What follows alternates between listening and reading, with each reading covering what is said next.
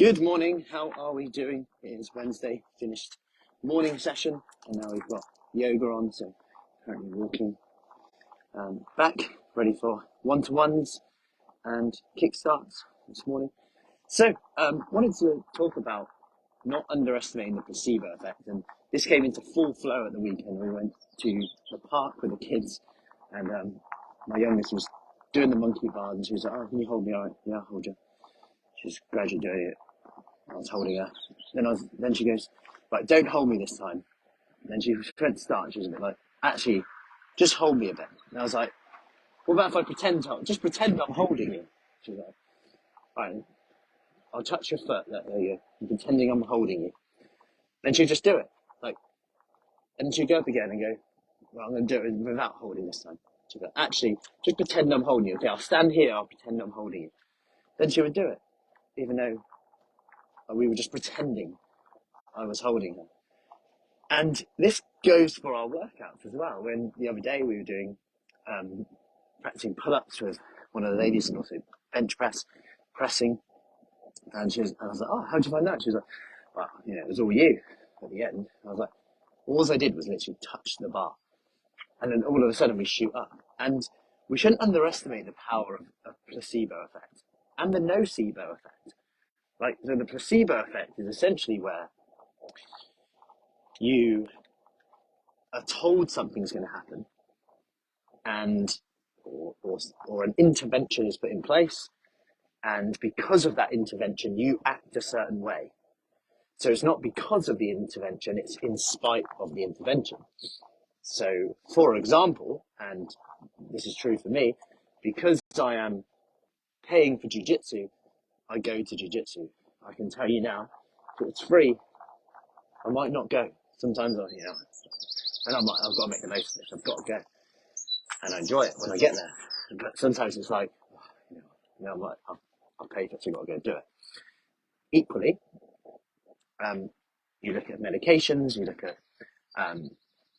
certain supplements, really, and you look at some of the studies they do on placebo effects, where they say, right, here's a supplement that's going to give you loads of energy, and then they go and have a workout, and they're like, "Oh, the best workout ever," and they just gave them a gram of glucose.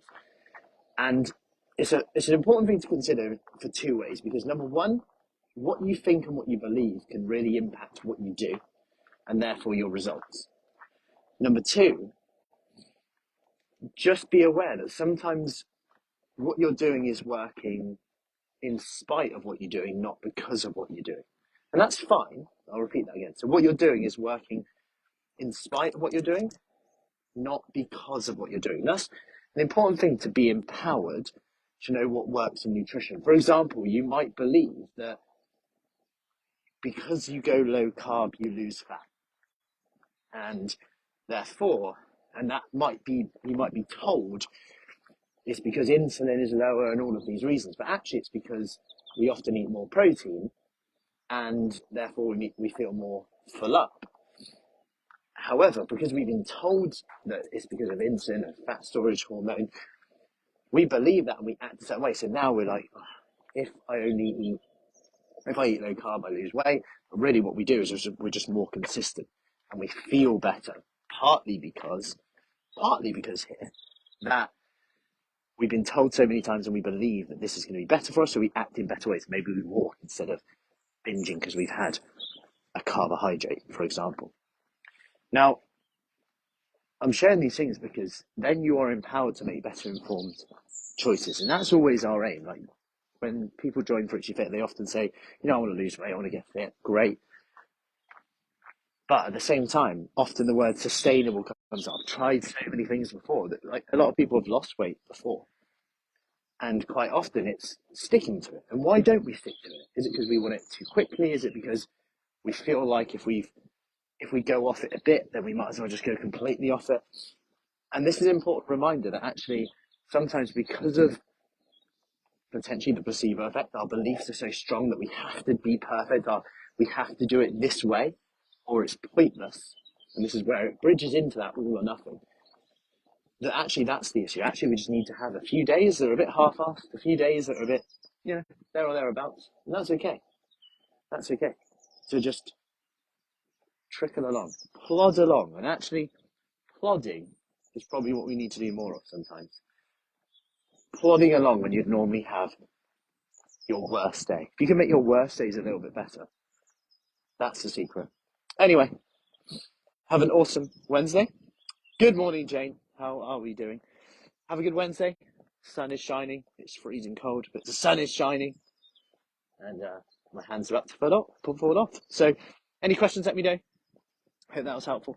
Make the placebo effect work for you. Know that sometimes what you're doing is working in spite of what you're doing, not because. Therefore, there's probably more ways to get the result you want. Therefore, even if you go a bit off plan, it doesn't mean you just go, sorry, I've messed it up now. You only mess it up at the point you've chosen to mess it up.